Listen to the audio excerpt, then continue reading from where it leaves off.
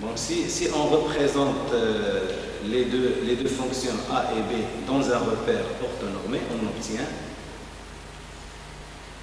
les courbes suivantes, qu'on peut encore les représenter par des diagrammes rectangulaires. Donc les diagrammes rectangulaires, où le côté supérieur c'est le domaine de définition, et le côté inférieur c'est l'image. On introduit la notion de diagramme rectangulaire pour faciliter la composée de plusieurs éléments de F. Par exemple, si on veut représenter la fonction AP-1, donc on n'est pas obligé de faire un calcul explicite. C'est pour cela qu'on a introduit ces représentations en diagramme. Et il existe d'autres représentations. On va donner la notion des arbres binaires, et on va encore donner des représentations de ces sous. Alors, comme vous le voyez, donc la composée de l'élément AP-1 de F, en juxtaposant les diagrammes rectangulaires, on obtient la composée des deux éléments. Ensuite, si on veut représenter la fonction, ou bien un élément de F, A-1 et A, on trouve ce diagramme. Alors pourquoi ce diagramme? Ce diagramme, il va nous donner, ou bien il va justifier, par un contre-exemple, que le groupe F, c'est un groupe qui est non abélien. Donc, deux éléments, si on veut comparer deux éléments de F, deux éléments qui ont le même diagramme rectangulaire, alors ils sont les mêmes. Sinon, ils sont différents. Donc, en voyant le diagramme de l'élément A-1 PA et de l'élément B-1, alors on en déduit que B-1 est différent de A-1 PA, parce qu'ils n'ont pas le même diagramme rectangulaire. Ce qui implique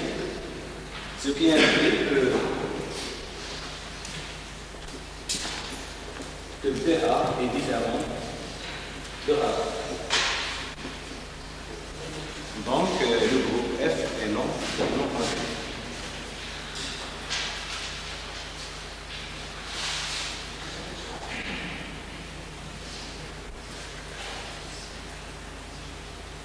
Le groupe F est non abélien. On définit encore des éléments XN. On définit une suite d'éléments de F, la suite XN. Le premier terme de cette suite, c'est A, c'est l'élément A qu'on a donné à titre d'exemple. Le deuxième terme de cette suite, c'est B. Et une relation de récurrence xn est égal à puissance moins n-1 b a n-1 pour n supérieur à 1. Donc, comme je l'ai dit, on introduit encore des éléments xn dans F, qu'on peut les représenter par les mêmes diagrammes. Donc, pour le x1, ça c'est le x1, et voici la représentation de l'élément x1. Et d'une façon générale, la représentation de x1, donc on peut montrer par récurrence que la représentation de xn est la suivante. Par exemple, Si on voit x1, donc c'est le x1, alors cet élément du domaine, il correspond à 3 quarts, cet élément. Donc il y a ici le 0, le 1 demi et le 3 quarts. Ici, c'est presque la même chose, la même représentation graphique. Donc si on revient aux représentations graphiques, vous voyez que la représentation graphique de B, elle est semblable à celle de A. Dans l'intervalle 1 demi 1, si on veut l'intervalle 1 demi 0, 1, donc cette représentation, elle est presque incluse, mais elle est analogue à cette représentation entre 1 demi et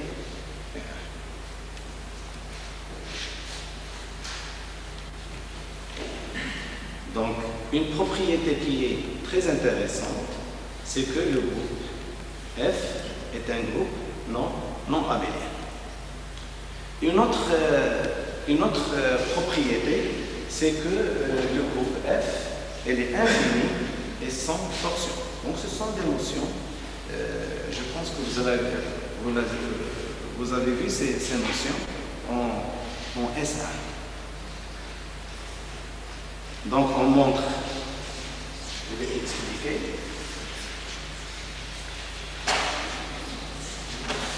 En prenant un élément quelconque, F, un élément F, qui est différent de l'élément neutre de F, on montre que quel que soit n appartient à n étoile, on montre que F, à la puissance n, c'est un élément de F, ce qui implique que le groupe F, elle est infini. Et on montre encore que Fn est égal à différent de l'immensité, différent de l'élément neutre. Ce qui veut dire que le groupe F est sans torsion, donc il est infini et sans torsion. Donc je peux vous donner la démonstration, c'est une démonstration qui se fait par là-dessus. On montre ces deux propriétés. Maintenant, on va introduire par une notion des arbres binaires et diagrammes en arbre. Définition: un arbre est une structure composée de nœuds et de feuilles, des nœuds terminaux reliés par des branches. Dans un arbre, un nœud n'a qu'un seul paire.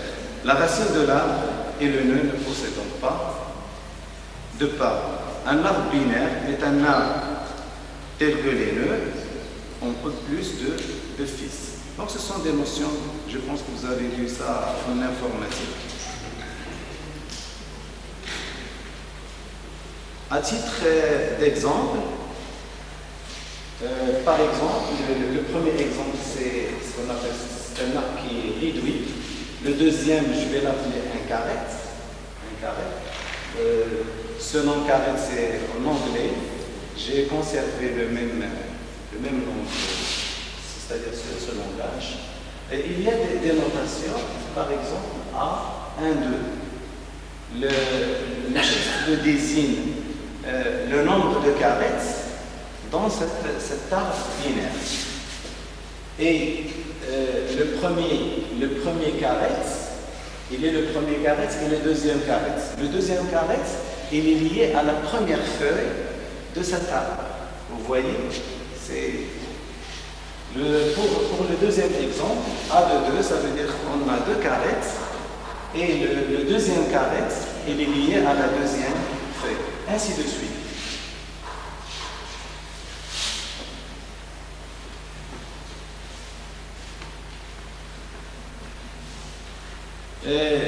Je vais introduire une autre notion, ce qu'on appelle l'exposant d'une feuille.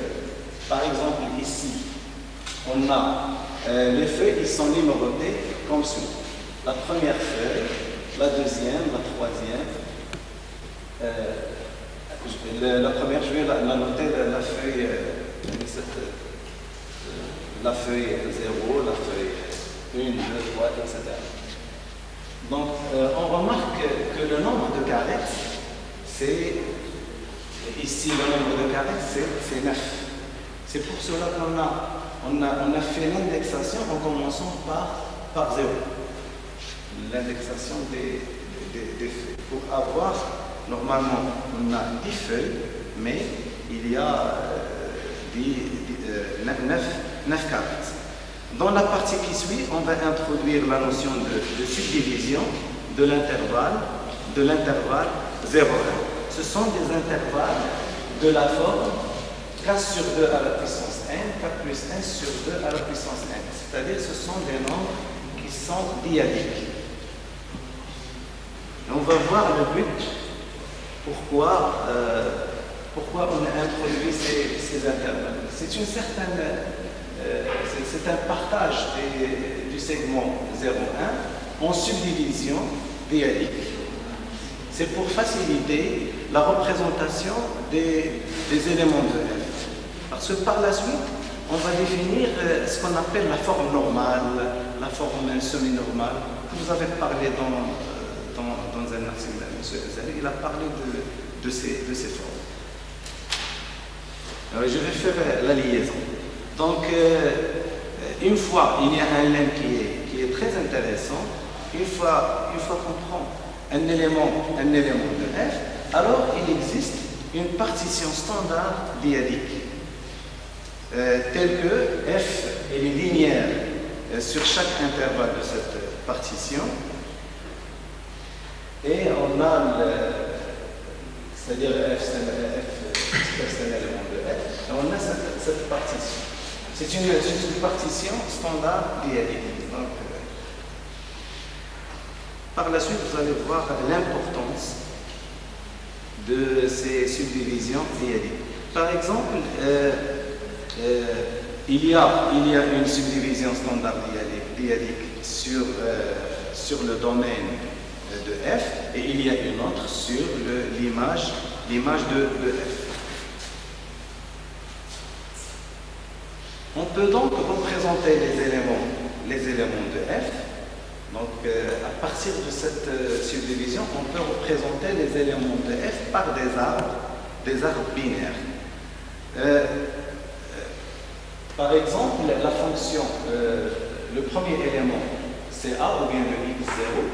Voilà, la première arbre, on la note, c'est R, right, then R. On peut représenter le domaine de f par un arbre et l'image par un autre arbre. Il y a cette correspondance. Cette correspondance, on peut la voir d'une autre façon en juxtaposant le domaine de f et l'image de f. Alors ici, cette représentation, elle n'est pas unique. Il y a une infinité de représentations. Par exemple, on peut donner l'image d'un élément x, c'est l'unité sur un intervalle. De même, là, on peut représenter la correspondance x1 comme suit. Et d'une façon générale, donc un élément, c'est-à-dire d'une façon générale x1, l'élément x1 de f, on peut le représenter comme suit, ou bien en juxtaposant la première l'arbre domaine avec l'arbre image.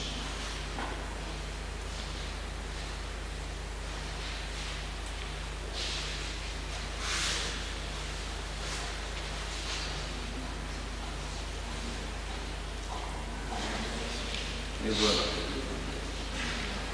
Par exemple,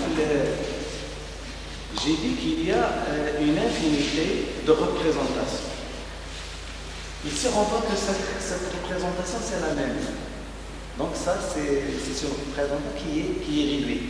Donc une fois qu'on a deux carrettes, ils sont opposés, on peut les enlever, comme le premier. Donc, ce qui veut dire qu'il y a plusieurs représentations. Donc, c'est ce qu'on appelle la réduction d'un diagramme. Voilà une définition. Un diagramme en A est réduit s'il n'a pas de paire opposée de carrettes. Donc, on a introduit ces notions, on les a introduites. Donc, si on prend par exemple n'importe quel élément de f, on peut le représenter de cette façon. Donc, on montre qu'il a un unique diagramme en arbre réduit. On obtient donc une bijection entre le groupe F et l'ensemble des diagrammes réduits. Donc, ça existe une bijection. Une autre définition, on appelle exposant. Donc, la notion de l'exposant d'une feuille, on appelle exposant d'une feuille la longueur de la plus grande. C'est compliqué cette définition, mais on va la comprendre à partir d'un exemple. On appelle exposant d'une feuille la longueur de la plus grande suite de côté gauche ne rencontrant pas le bord droit de l'arbre. Par exemple, si on prend cet arbre, alors l'exposant de cette feuille, on a dit que c'est la longueur de la plus grande suite, etc. Donc l'exposant de cette feuille, la feuille 0, c'est 2. L'exposant de la feuille 1, c'est 1. L'exposant de 2, c'est 0. De 3, c'est 0. De 4, c'est 1. De 5, c'est 2. De 6, c'est 0. Et toujours, il faut aller de droite et non pas de gauche. Cette notion d'exposant, il va nous donner exactement l'expression de chaque élément de f. Les éléments du groupe f, alors on va les expliciter à partir des exposants de ces feuilles. On a dit qu'il y a une bijection entre les éléments de f et les partitions diadiques, etc. Donc c'est le théorème 15, soit RS 2 arbres à n plus 1 feuilles d'exposants respectifs A0, A1, AN et B0, B1, BN. Alors la fonction f qui appartient au diagramme RS, donc si on a un élément de f qui a un diagramme RS, l'expression c'est exactement, l'expression de f c'est x0 à la puissance B0. Cette puissance c'est la composée, sont des composés, donc x0 rend x0, ainsi de suite, n B0 fois.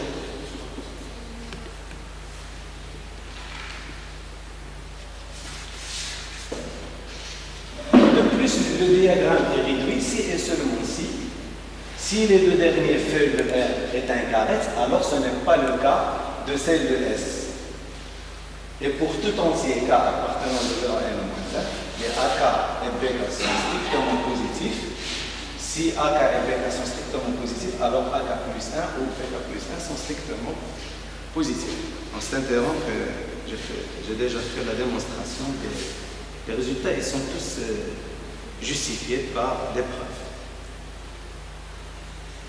Un corollaire de ce théorème, on a déjà dit que le premier terme de la suite xn, c'est A, le deuxième x1, c'est B, et il y a une relation, la relation récurrente, xn est égal à A puissance moins n moins 1 P.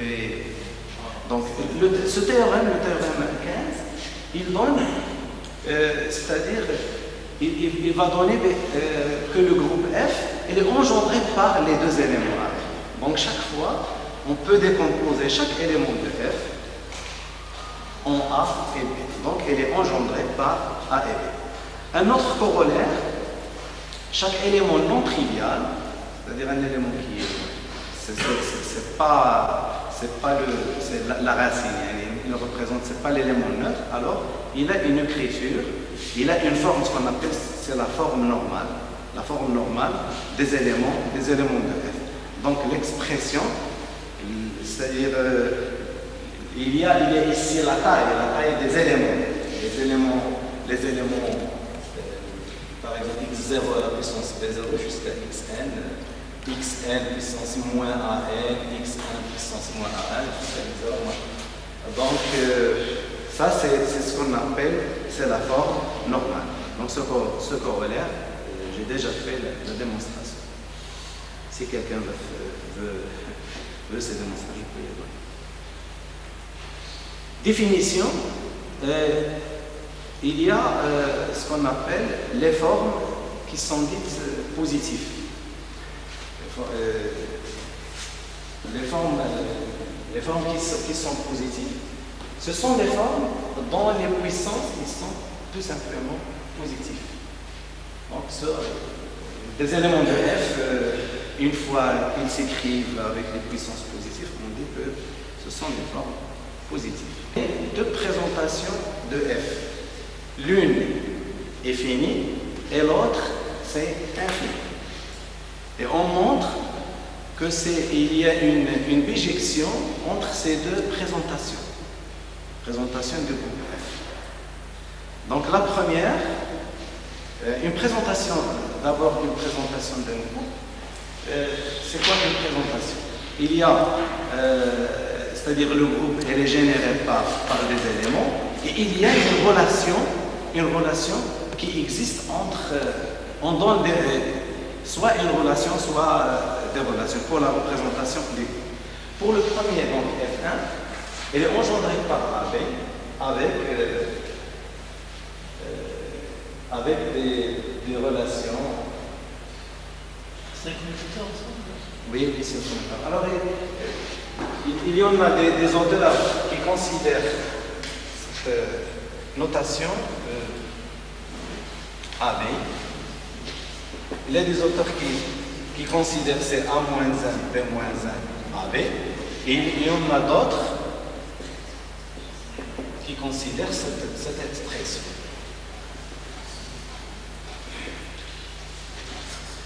Le groupe est abélien si ça est égal à l'identité.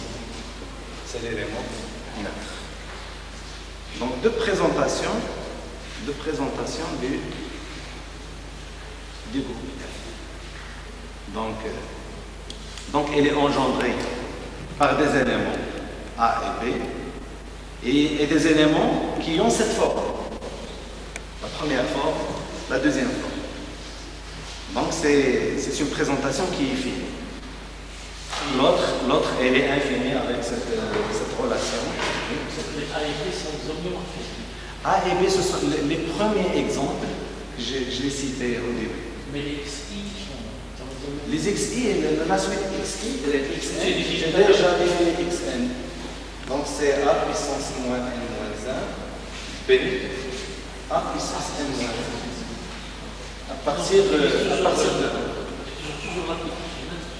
l'application intérieure des algèbres. A, B, il y a A-1, BA. Oui, exactement. Conjonctement aussi, comme un logarithme discret. Ils sont des homéomorphismes. J'ai dit les éléments, oui. On peut les voir comme un logarithme discret. Et peut-être vous, étant donné les deux éléments du groupe, si tu prends un C, il va être la forme A-1 BA égale à C. Comment trouver le A, c'est B, c'est sans données? Donc si on prend un élément quelconque, l'élément quelconque, il est de... Oui, le groupe F. Engendré par A et B. Oui. Donc si vous prenez un élément C, un élément C sera... On décrit la forme, par exemple, A-1 BA égale C, et donc je trouve que c'est près de la discrète. Alors, x puissance n égale à y. La commutativité tombe dans le logarithme discret. Voilà. C'est le problème de conjugaison. De conjugaison. Et Et on peut le voir comme un logaritme discret, parce que x puissance n y, on va dire que on va à A. S'il vous plaît, la représentation finie. Représentation première, c'est une représentation finie. La seconde, c'est infini. Le groupe ne peut pas être fini. Non, le groupe, il est infini. Toujours. Ah, toujours infini. Non, j'ai déjà pour la démonstration, le premier théorème, je l'ai cité, j'ai dit que le groupe F, c'est un groupe qui est infini, En fait, et sans tension. En fait, C'est-à-dire oui. pour qu'on puisse vraiment saisir les choses comme il faut, on doit, étant donné un élément du groupe, on fait ce qu'on appelle la forme normale. La forme normale. Et la forme normale va être Voilà. assez. Il donne explicitement l'élément, la forme normale. Donc c'est un théorème qui est très très intéressant, le théorème. Ce théorème, voilà, c'est le théorème 15.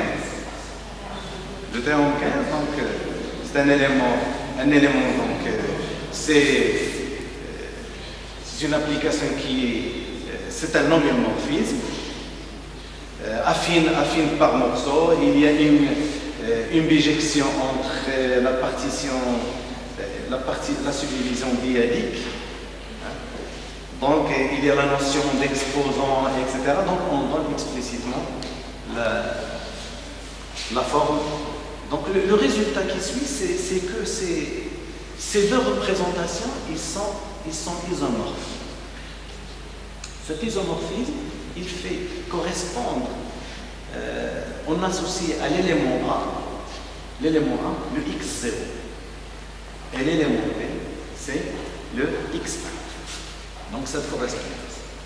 Il existe un isomorphisme de groupe de F1 et F2 qui envoie respectivement A et B en x0 et x1. Ça, ici, il y a la ligne. Un autre résultat, il existe des isomorphismes de groupe de F1 F2 vers F qui associent des symboles formels A, B, x0, x1, x2 aux fonctions correspondantes en F. Donc c'est un autre résultat. Il y a d'autres résultats. Ici, c'est le groupe F quotienté par le commutateur du groupe F. Et les isomorphes à la somme directe, ça c'est donc F quotienté par le commutateur.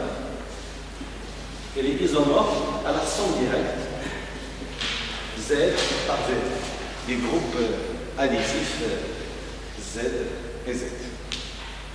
Il y a beaucoup de résultats, donc c'est pas la peine, parce que je vais m'intéresser à l'application du groupe F, à la cryptographie. Donc, ces résultats, ils ne sont pas intéressants. Il y a un résultat qui est très intéressant. Je vais le citer tout à l'heure. Donc, s'il y a des propriétés. Mais vous aurez besoin des sous-groupes commutatifs pour ça. Non, je vais construire deux sous-ensembles. Je vais les noter les as comme vous avez bien noté. Application à la cryptographie.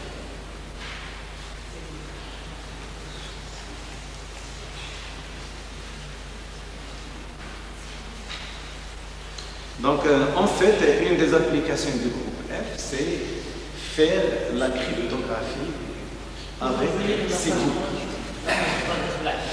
Oui. Il était deux sous-groupes, le sous-groupe. Voilà.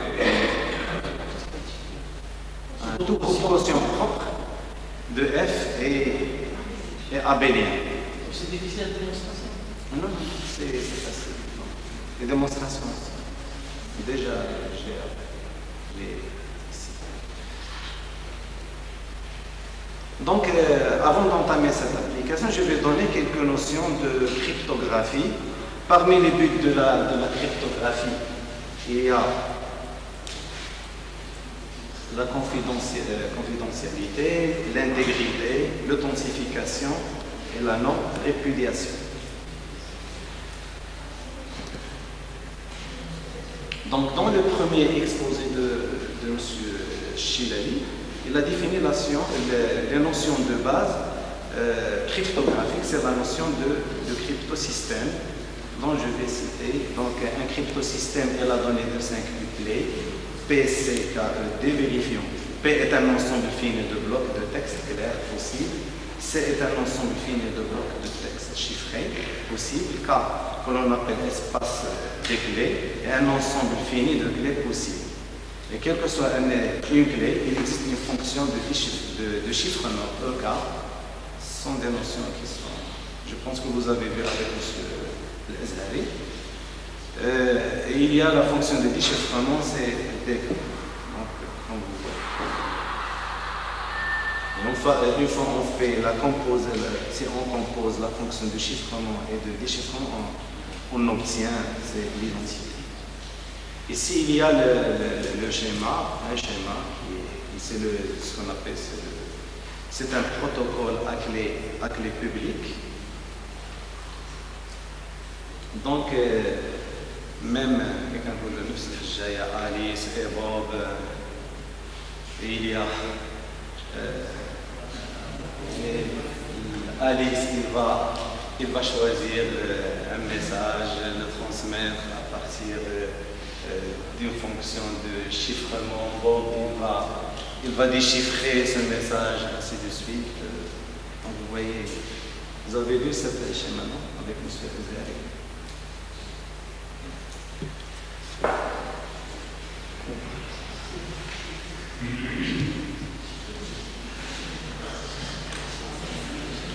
Donc, la question qui se pose, c'est comment générer la clé. Les deux méthodes les plus courantes d'établissement de clés sont le transport de clés et la génération de clés.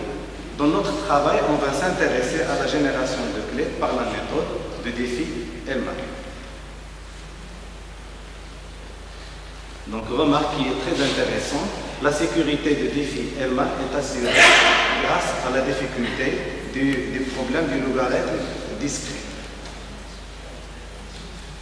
Donc, schéma, donc là, comme il a dit ce matin, M. Chilali, il a donné, c'est-à-dire si le groupe est multiplicatif, il est noté multiplicativement, alors le schéma explicatif d'échange des clés.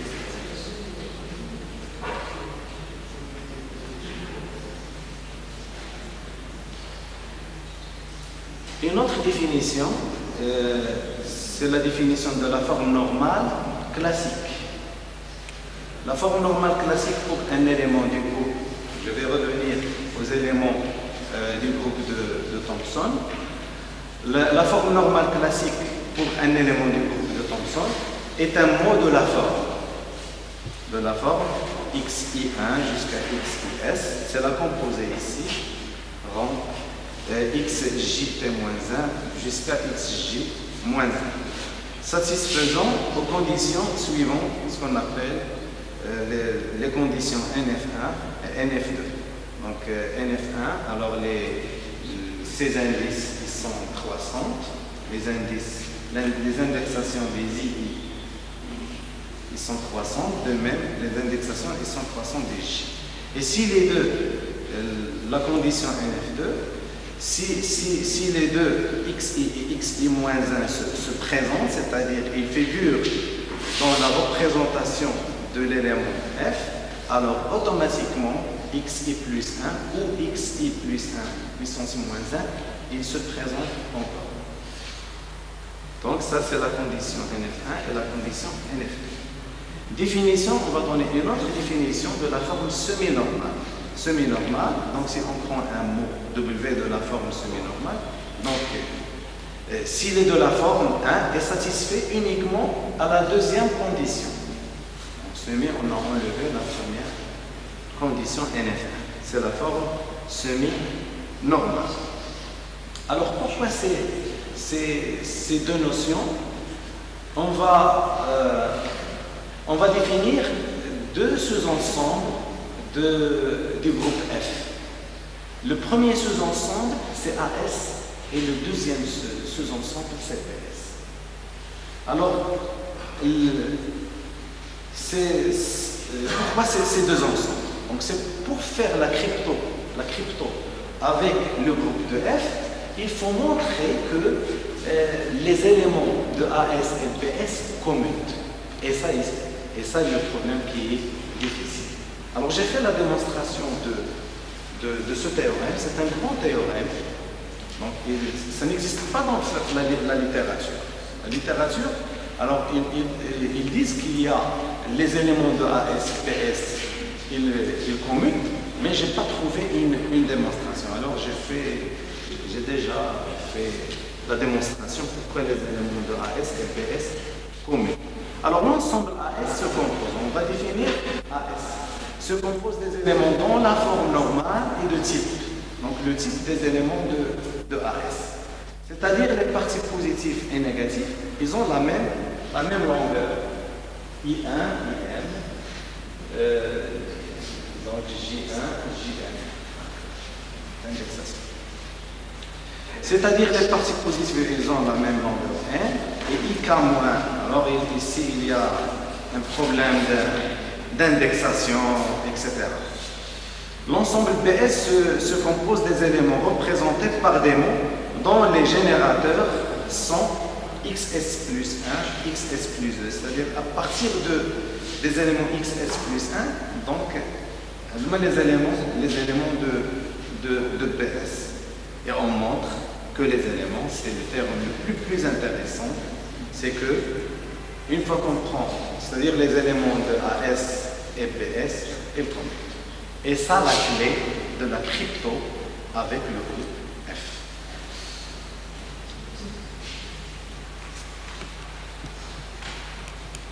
Il y a ce qu'on appelle un problème de conjugué de F. Dans un groupe de Thomson F, la forme normale d'un mot donné peut être calculée dans le temps, n logarithme n, avec n, c'est la longueur du mot. Là, c'est un théorème, c'est un résultat. Maintenant, je vais donner l'application, c'est-à-dire une application. Alice et Bob publient un groupe de Thomson F. Un mot W de longueur connue N. Il va choisir les deux sous-ensembles AS et BS. On a déjà défini les deux sous-ensembles de F. Alice choisit secrètement une clé privée AS dans AS et envoie l'information WA, ASW, AS-1 à Bob. De même, Bob choisit secrètement une clé privée PS, c'est un élément de PS, et on va l'information W, B qui est égal à PSW, PS-1 à Alice. Alice calcule KA, Bob calcule KB, alors, on a alors KA est égal à B. Donc un simple calcul, vous vérifiez que KA est égal à KB. La clé secrète. Si j'appuie les deux, choisissent dans le même ensemble, les deux prennent dans AS, les deux prennent dans PS. Supposons que les deux sont étourés, d'après AS ou un autre AS. Non, il n'y a pas de. Ici, les éléments de AS, le AS c'est un sous-groupe qui est non abélien et PS c'est un sous-groupe qui est non abélien. Alors, on ne peut pas faire dans ce cas la crypto. Donc la clé secrète commune à Alice et Bob est K est égal à KA est égal à K. C'est un élément de l'espace d'éclair. Donc l'espace d'éclair c'est F, l'espace déchiffré c'est le groupe F, l'espace des clés c'est F, fonction de déchiffrement. Et fonction de déchiffrement, on a alors. Donc on peut vérifier ça. Je vais donner un exemple, et ça c'est un exemple qui est très très intéressant. Considérons un mot de longueur 5, comme celui W est égal à AB, A-1, BA. C'est un élément de F. Allez choisir secrètement une clé privée AS qui est égal à x0 par exemple, x0, x1 moins 1, donc c'est AP moins 1, donc c'est un élément de AS. Il calcule AS, WAS moins 1, donc comme vous le voyez, et l'envoie à Bob. De même, Bob choisit secrètement une clé privée, il choisit x3 par exemple, donc c'est un élément de BS, et il calcule WB est égal à PS, WPS moins 1, et l'envoie à Bob. Donc Alice calcule KA, Bob calcule KB, et on trouve les mêmes choses. Donc, puisque AS, ici, une erreur de frappe, puisque AS et PS commutent, alors on a KA est égal à KB. Soit le message à envoyer. Maintenant, on veut envoyer un message. Le message A-1B. Donc, en utilisant la fonction, le chiffrement de M par la fonction EK, donc on a C est égal à KM, K-1, EK de M. Donc le C, vous voyez le C, la longueur du message. Ensuite, Bob, il va déchiffrer ce message M. Donc avec un simple calcul, il reçoit le message M.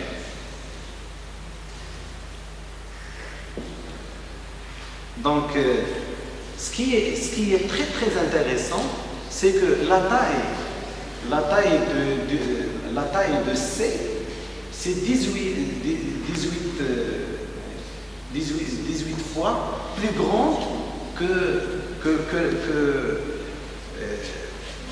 que celle du message M. Donc, il y a ici une certaine sécurité. Même si on veut intercepter ce message, c'est très très difficile d'intercepter ce message, puisque c'est la longueur, c'est 18 fois plus grande.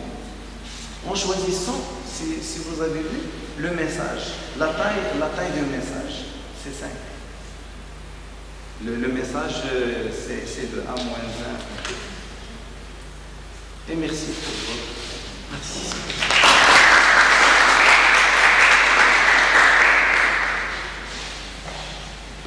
S'il vous plaît, est-ce que les... A-1. Et merci pour votre. Merci.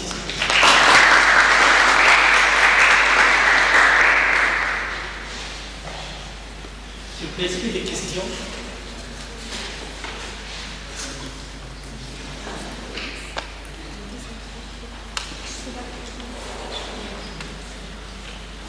Pour les propriétés du groupe F, j'ai essayé de donner des théorèmes. Normalement, il y a des théorèmes qui sont utiles pour vous, et il y a des théorèmes qui sont inutiles. Donc, ce n'est pas la peine de casser la tête avec, par exemple, la torsion simple. Et il y a encore l'étude des autres groupes, mais j'ai fait l'exposé uniquement pour le groupe F. J'ai quelques questions. Oui. J'avais regardé ces choses-là pour les années 2007. Je me rappelle que j'avais fait un exposé à Marrakech. Je viens de rentrer sur l'internet, j'ai trouvé des pouvoirs qui douche. Mais je m'intéresse toujours, hein, c'est très bien. Et je vous remercie de vos exposés. Alors la première question, c'est que la forme normale, le mot sous forme normale est très important dans ces écritures. Et le fait de demander qu'il y a autant de positifs, de plus en plus de négatifs, on n'a pas besoin de ça.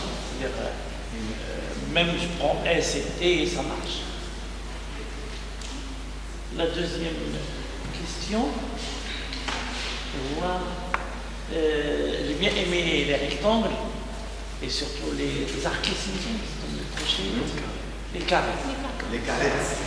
Et ces carrés-là, ça me rappelle que la théorie des graphes joue un rôle très important pour définir la cryptographie, enfin, les groupes de Thomson et d'autres.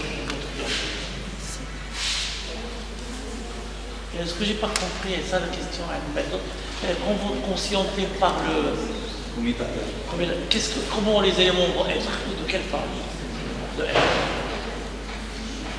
Quand vous prenez le sous-groupe F sur le soumettre de F, c'est un sous-groupe.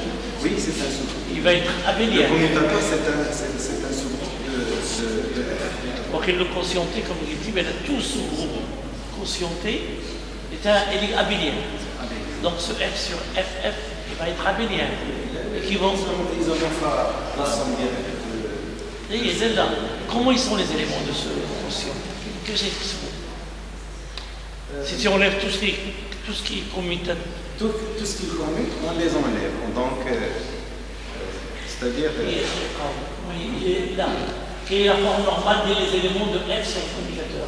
Je ne suis pas intéressé aux éléments, c'est-à-dire les éléments explicites du groupe. J'ai intéressé uniquement à le cadre théorique. Et un message donné. Comment on peut le transformer en un point de F? Parce qu'un message, pour l'employer, je vais utiliser le travail dans F. Oui. Donc, il doit être transformé en des éléments de F ou là, un élément du groupe. Comment on fait qu'un message donné ou là, une image, je peux transformer ce mot en un élément de F pour faire le calcul. Parce que c'est très important, les travaux. Et puis, dans le traditionnalisme, ça m'a donné deux idées. Ce matin, avec F. Imaginons qu'on peut construire en carré CD42,3 une courbe elliptique réduite qui est y carré est égal à x3 plus ax plus b. Si vous prenez maintenant ceci sur F, sur la norme non commutative. Sur le groupe non commutatif F, on a sur les AS et les BS. Est-ce qu'on peut calculer le nombre de points de ces courbes elliptiques? Voilà. Et ça m'a donné une autre question encore. Imaginons que je prends y carré égale à x3 plus a indice t de x plus b indice t. Ou le a t b t, normalement il y a des processus stochastiques, je fais variété de telle façon de jouer sur le processus pour avoir des propriétés que je veux. Quand tu prends des processus, il m'a exponentiel, et tu joues sur le t, sur l'ensemble des t, tel que vous obtenez. En fait, il y a des choses très intéressantes, c'est de voir les courbes elliptiques sur ce groupe de Thomson, en prenant A et B dans Thomson, et dire comment on peut faire l'ensemble des points, est-ce que ça existe ou pas.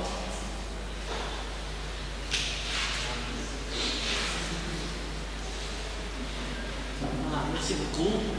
Et est-ce qu'il y a d'autres questions, s'il vous plaît? On a vu que pour un message de taille 5, on a utilisé 18 fois plus les éléments de F. C'est plus, ça donne plus de sécurité, mais pour des messages plus longs, ça ne va pas poser de problème. Pour les messages plus grands, on ne fait pas vu le crypto la clé publique. Quand on voit un mot de passe, ou quand on voit la clé, ça on peut être un niveau symétrique hybride. Ça donne plus de sécurité. Avec un message qui est de taille aussi. Je connais la clé symétrique, on peut calmer ça. Est-ce qu'il y a d'autres questions, s'il vous plaît? Merci beaucoup.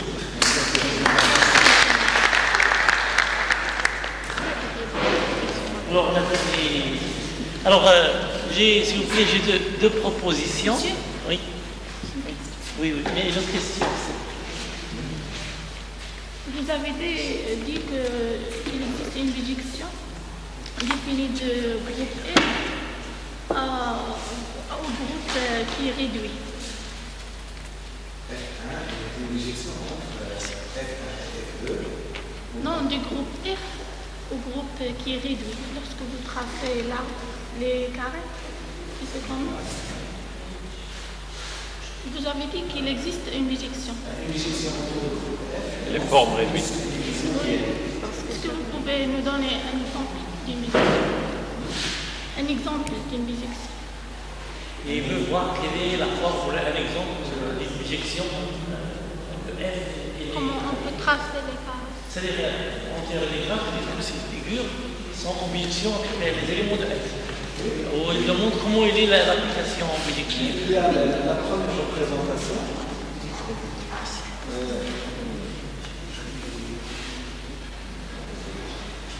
On peut voir facilement cette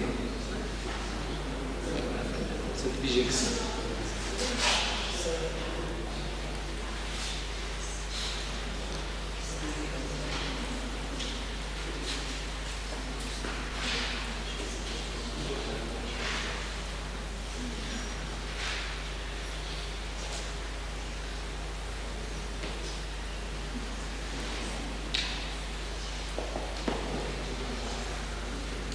À partir de cette représentation, en juxtaposant les éléments de F, ici, donc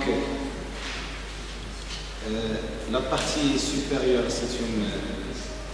c'est la partie domaine, et l'autre, c'est image. Donc, il y a une bijection entre cet arbre et la partition dyadique. Donc, la partition dyadique ici, donc vous voyez, il y a une partition. Donc, ça existe. Donc, il existe une bijection entre elles. Et alors, on a une bijection entre un élément de F avec la partition dyadique. Déjà, il y a la bijection.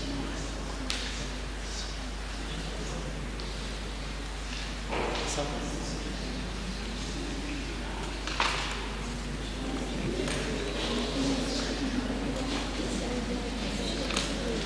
Merci. À partir de chez nous, c'est la bijection. De toute façon, les théorèmes, ils sont tous, ils ont une preuve. Si vous intéressez aux preuves de tous ces théorèmes, je les ai avec. En fait, j'ai une petite question. Est-ce que vous voulez qu'on aille au pause café maintenant, la Saint-Salé? المهم tu préfères maintenant ou بعد نساليو؟